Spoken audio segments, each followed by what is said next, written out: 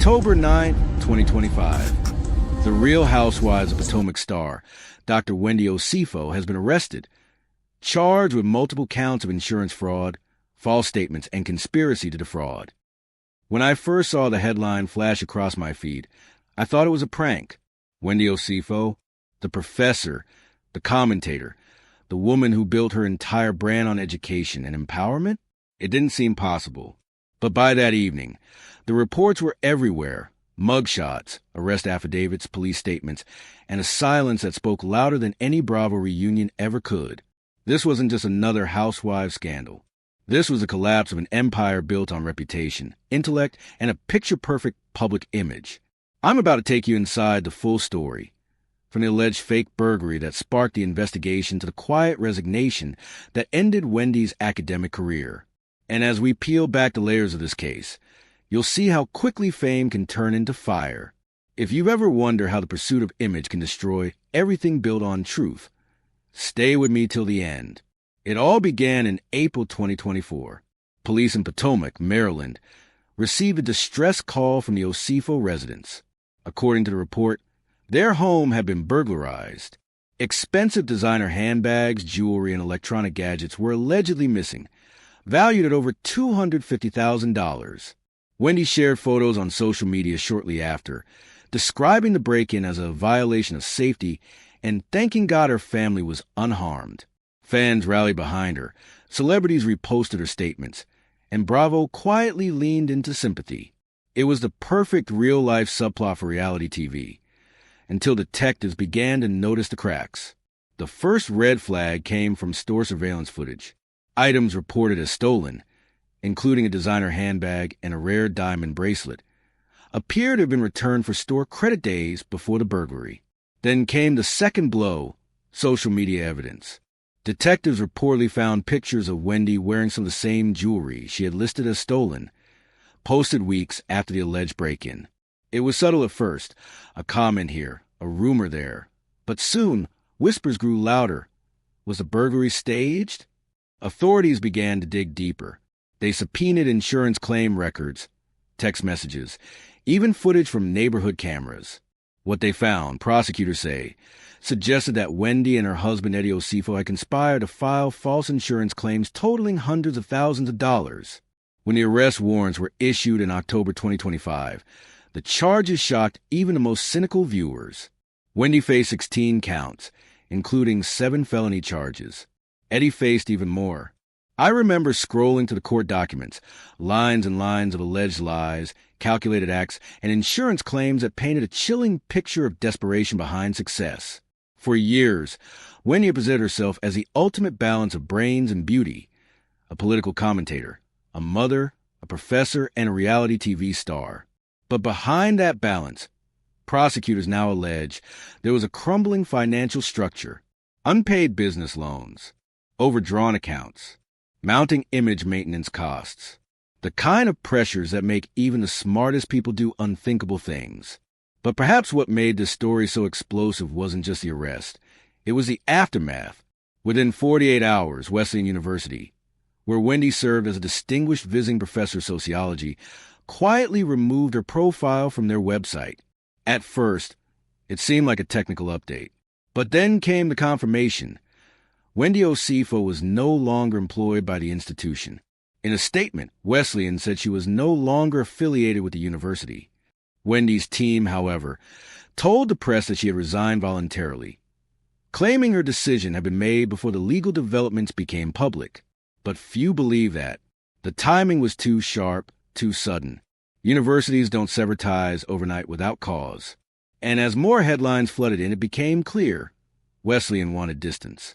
The same woman once celebrated for breaking barriers in academia had just been cut off from the very system that once defined her. It was a sobering moment for fans, especially those who saw Wendy as a symbol of excellence and representation.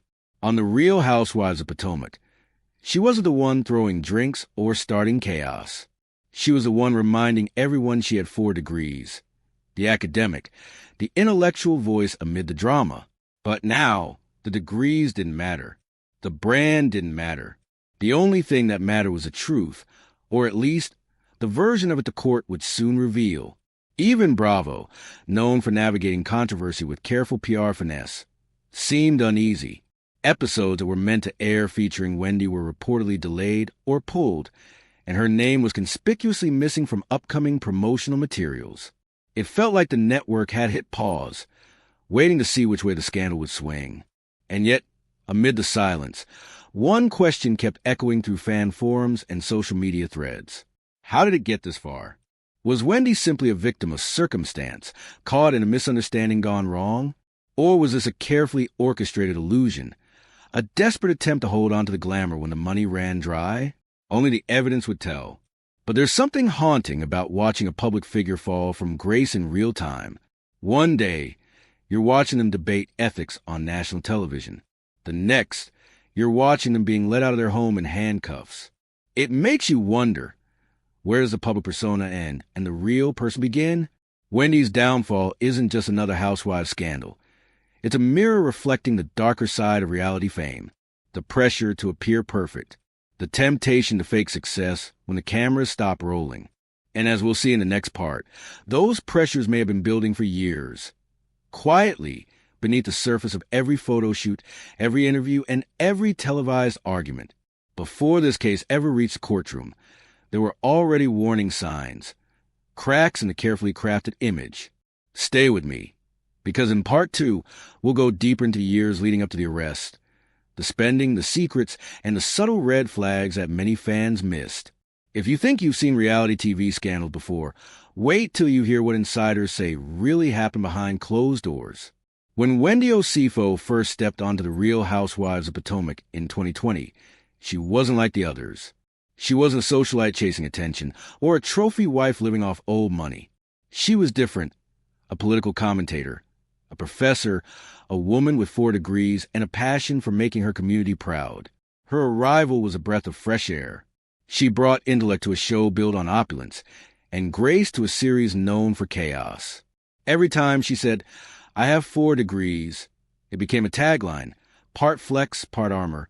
For millions of viewers, Wendy represented the dream, a black woman who had made it academically, professionally, and socially.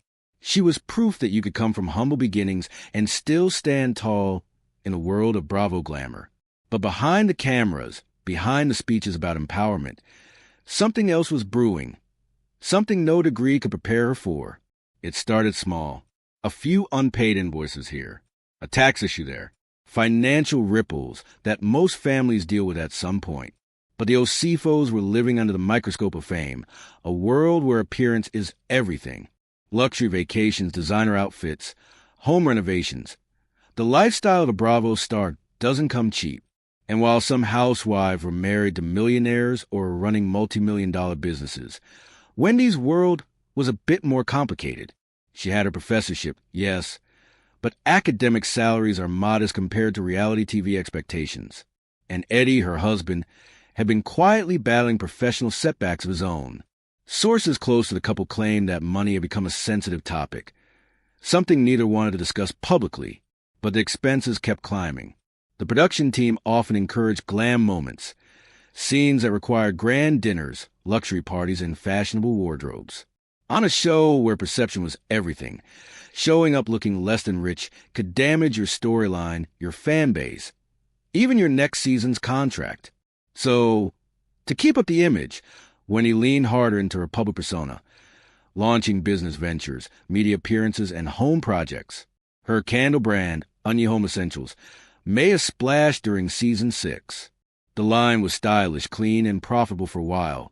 But like many celebrity ventures, the profits couldn't sustain the image. Then came the home renovations, massive, expensive, and over budget. She proudly showcased the transformation of her Potomac house on social media, posting updates with captions like, "Building the Dream." But behind those smiles, there were rumors, whispers of loans, credit lines, and delayed contractor payments. It was the picture of luxury built on quiet financial cracks. I remember one particular interview Wendy gave in 2023.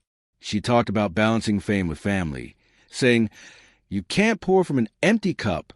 But looking back now, it almost sounds like a warning. The truth is, Wendy had been pouring from an empty cup for years, emotionally, financially, and mentally.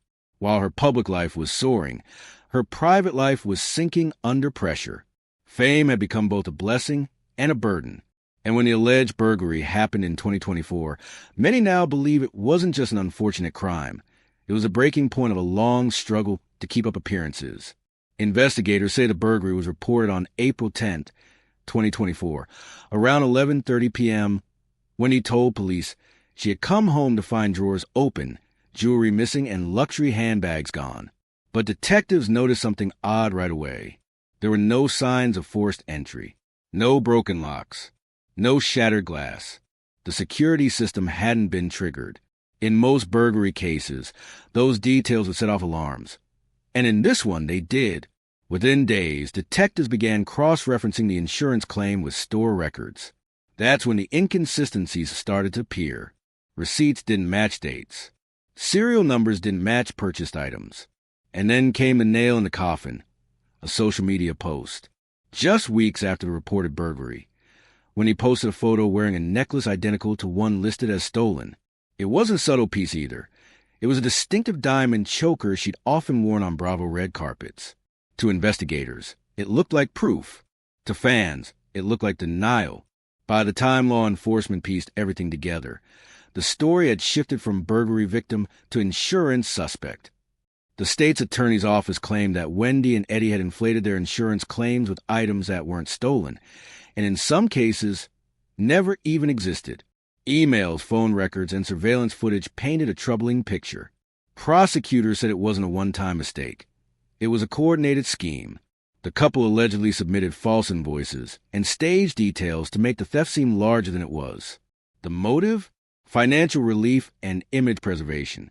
The deeper investigators looked, the clearer the motive became. Behind every glamour social post was a quiet struggle to maintain status. Behind every designer bag was a story of mounting debt. When news of the arrest broke, social media exploded. Some fans offended her, saying she was being targeted because she was a strong, educated black woman. Others said the evidence was too much to ignore. But what shocked people the most was how quickly her professional world collapsed. Wesleyan University, known for its progressive academic reputation, moved swiftly. Her profile was scrubbed from their website, her biography deleted, and her faculty email disabled. It was a clean cut, no ceremony, no announcement, just silence. A few days later, a statement was released confirming her departure. Wendy's representative insisted it was a voluntary resignation and that she had stepped down to focus on family. But for many observers, it was clear Wesleyan wanted distance from the scandal. The same woman they once praised as a trailblazer, the Nigerian-American scholar breaking boundaries, was now their biggest liability. The fall from grace was fast, public, and merciless. Fans who once praised her elegance were now dissecting her downfall. Clips of her bragging about her degrees resurfaced online, turned into memes, edited with cruel irony. But scandals are never just about the crime. They're about the story people want to believe. And for Wendy Osefo, the story was no longer about education or empowerment. It was about deception, desperation, and the fine line between truth and performance. Fame, as they say, is a double-edged sword. It can lift you to heights you never imagined, or cut you down the moment you lose balance. And in Wendy's case, that balance was gone.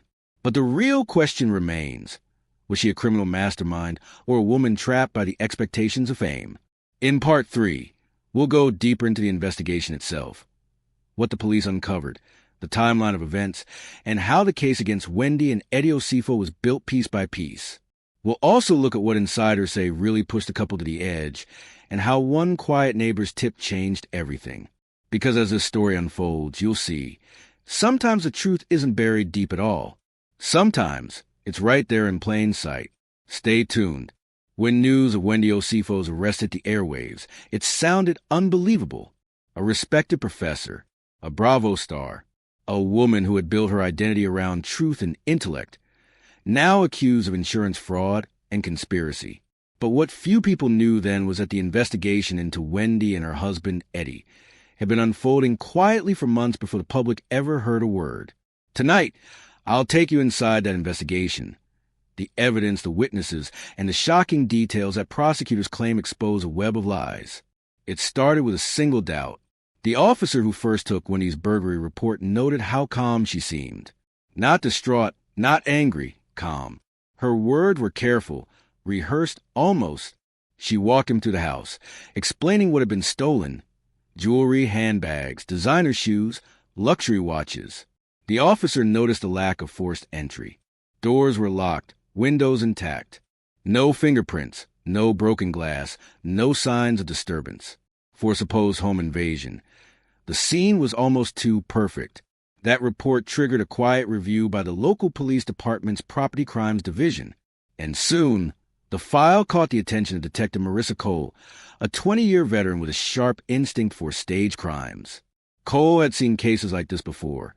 Fake robberies meant to cash in on insurance money. And something about Wendy's story didn't add up. The first thing she did was request the insurance claim files. What she found made her pause. Wendy and Eddie had filed a claim worth nearly $324,000. It included items ranging from high-end jewelry to handbags and electronics. But some receipts looked off. Different handwriting, mismatched store formats, and identical time stamps. Cole knew what that meant. Possible fabrication. She dug deeper. In May 2024, she sent subpoenas to several luxury boutiques in the D.C. area. Within weeks, the responses started coming in, and they painted a troubling picture. One store manager confirmed that a handbag listed as stolen had actually been returned 2 days before the burglary was reported. Another store said the invoice attached to Wendy's claim didn't match their system at all. Then came the social media review. Investigators scoured Wendy's Instagram and X, formerly Twitter, accounts, capturing every post and story from the weeks surrounding the alleged burglary. And there it was. On May 2nd, 3 weeks after the reported break-in, Wendy appeared at a charity event wearing a gold Cartier bracelet identical to one listed in her insurance claim. To her followers, it was just another glamorous night out. To detectives, it was evidence, proof that the stolen jewelry was very much in her possession. Detective Cole compiled her findings into a 56-page preliminary report. When the state attorney's office reviewed it, they immediately opened a formal criminal investigation. By late summer, the investigation had expanded into multiple agencies, including Maryland's Department of Insurance Fraud Division. Agents began interviewing neighbors, contractors, and even Wendy's former assistants. And that's when a new piece of the puzzle surfaced. A neighbor came forward with a story that would shift the case entirely. He told investigators that the night of the supposed burglary, he saw no signs of activity. No broken lights, no cars speeding away, no commotion. But the next morning, he noticed something strange. 2 garbage bags near the Osefo property, filled with packaging from luxury items. The labels were intact. One was from Louis Vuitton, another from Tiffany & Company. The neighbor thought little of it at the time, until the police began asking questions. Detectives collected the discarded packaging and compared serial numbers with the items in Wendy's insurance claim. They matched. That discovery was critical. It suggested that the couple might have disposed of packaging to create the illusion of stolen goods. Now the investigation had teeth. In September 2024, search warrants were executed at the Osefo residence and Eddie's office. Officers seized laptops, cell phones, and financial documents. What they found confirmed their suspicions. Emails between the couple discussing proof of purchase templates. Drafts of insurance forms showing edits and deletions, photos of luxury items with altered timestamps. It was more than sloppy record-keeping. It was potential evidence of deliberate manipulation. Prosecutors now believed they had enough to pursue criminal charges. The final report accused the couple of knowingly submitting false and misleading claims to their insurance company, inflating losses, and using fabricated receipts to support the report. For Wendy, it was devastating. For investigators, it was a confirmation they had been waiting for. When the arrest warrants were issued in October 2025, the timing couldn't have been worse for Wendy. She was scheduled to appear at a university panel that same week, discussing ethics and power in the public eye. Instead, she was being led out of her Maryland home in handcuffs. The mugshot went viral within hours. It was surreal. The same face once broadcast on Bravo screens now framed under the harsh lighting of a booking photo. Wendy was charged with 16 counts, including 7 felony charges related to insurance fraud, false statements, and conspiracy. Eddie faced 18 counts, including mail fraud and obstruction. They both posted bail and were released pending trial. The Osefos' lawyer released a brief statement. My clients maintained their innocence. This is a misunderstanding fueled by overreach and media hysteria. We look forward to clearing their names. But the damage had already been done. The fallout was immediate. Brands began distancing themselves. Podcast invitations disappeared. University colleagues stopped responding to messages. Even Bravo seemed to take a cautious step back. Production insiders revealed that upcoming footage featuring Wendy had been temporarily shelved, pending legal outcomes. Some claimed that scenes were being re-edited to minimize her presence. Others whispered that the network was quietly preparing for her exit. And then came the silence from Wesleyan University, a silence that said everything. Her professional biography was deleted, her academic email deactivated, and her scheduled lectures canceled. The woman who once inspired students to dream bigger was now a case study in how quickly those dreams can collapse. But what struck me most was how sudden it all felt, as though the entire world had turned its back overnight. People forget that scandals don't just destroy careers. They destroy identities. Wendy had built her life around being a woman of intellect, proof that success didn't have to come from fame. Yet now it was fame that had exposed her most painful vulnerability. As I followed the court filings and media reactions, I couldn't help but wonder, did Wendy ever think it would get this far? Did she believe she could outsmart the system? Or had she convinced herself that it wasn't really wrong, that she was simply taking back what she deserved? Those are questions we may never get answers to. But as the case unfolded, it became clear that the prosecution wasn't done. We'll also explore how public opinion began to shift from outrage to eerie fascination. Because by then, the story wasn't just about fraud. It was about fame, power, and the illusion of perfection. Stay close, because the deeper this case goes, the more shocking it becomes.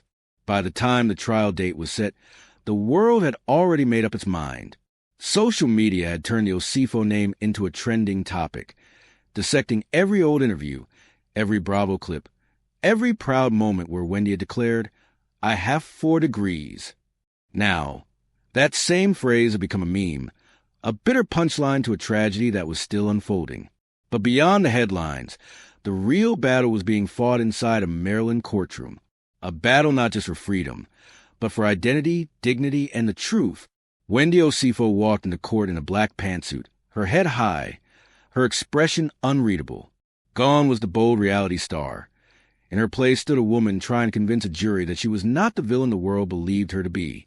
Her husband, Eddie, walked beside her, silent, composed, and visibly tense.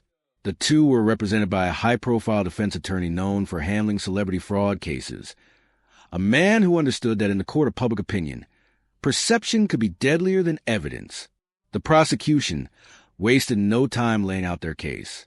They claimed that Wendy and Eddie had staged their own burglary, fabricating losses totaling over $300,000.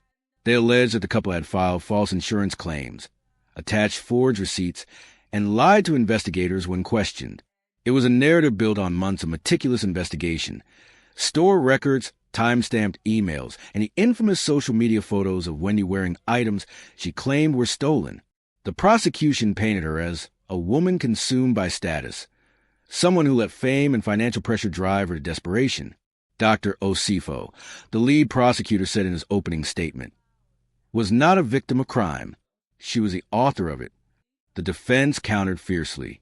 They argued that the case was built on assumptions and sensationalism, that Wendy and Eddie had indeed been victims of a break-in, but the police had botched the investigation and rushed to judgment. Their lawyer presented an alternative theory, that the real burglars had taken the items and later resold them, which was why some of the serial numbers seemed off. He claimed the returned merchandise evidence was a clerical error, the result of a third-party assistant managing Wendy's finances. But the prosecution wasn't done. They called Detective Marissa Cole to the stand, the same investigator who had built the case from day one. Her testimony was calm, detailed and devastating. She described how the investigation revealed inconsistencies in Wendy's insurance forms, including multiple versions of the same receipt. She walked the jury through surveillance footage, email records, and even a series of text messages between Wendy and Eddie discussing what to include in the claim. In one message, allegedly sent by Eddie, he wrote, "We should add the LV bag too. It's worth more if we include it." To the jury, that message was damning. To Wendy, it was the moment her credibility began to crumble. As the trial stretched on, former colleagues and friends were called to testify. Some described Wendy as meticulous and honest. Others admitted she had become increasingly image-obsessed after joining Bravo. One former assistant told the court that Wendy often instructed her to keep certain receipts safe, especially those for designer items. The defense tried to discredit her as a disgruntled employee, but the impression had already settled in. A pattern of deception was forming. Then came the university's testimony. A representative from Wesleyan University took the stand, confirming that Wendy's contract had been terminated following her arrest. The university stated that the nature of the charges was incompatible with the standards expected of faculty. It was a humiliating blow. For years, Wendy had prided herself on being both scholar and celebrity. Now, both identities were slipping through her fingers. Public reaction was explosive. Outside the courthouse, fans and critics clashed. Some held signs that read, "Free Wendy," while others demanded accountability. Talk shows debated her guilt. Podcasts broke down every document. Even Bravo stars from other franchises weighed in. One former castmate said bluntly, "This isn't the Wendy I knew." Or maybe it always was, and we just didn't see it. Inside the courtroom, the tension reached its peak when prosecutors played a recording obtained from a wiretap on a family friend. In the call, Wendy was allegedly heard saying, "They won't find anything. I made sure of that." Her defense claimed it was taken out of context, that she was referring to her privacy, not the investigation. But to the jury, it sounded like guilt. After 3 weeks of testimony, the case went to the jury. Wendy stood silent as they deliberated for nearly 12 hours. Cameras weren't allowed in the courtroom, but reporters described the atmosphere as heavy, almost cinematic. When the verdict was read, the world held its breath. Guilty on 5 felony count of insurance fraud and 2 counts of filing false statements. Not guilty on the remaining charges, including conspiracy. Eddie's verdict was similar, though he faced additional penalties for obstruction. The judge sentenced Wendy to 2 years of supervised probation community service and ordered her to pay restitution to the insurance company. Eddie received a suspended sentence with financial penalties. It wasn't prison, but it was still a fall from grace, a permanent mark on a once spotless name. In the weeks that followed, Bravo quietly announced that Wendy would no longer appear on the Real Housewives of Potomac. Her final episodes aired with heavy editing. Her scenes reduced to background moments, her name omitted from the press releases. Wesleyan officially confirmed her termination. Sponsors cut ties. Her candle brand website went dark.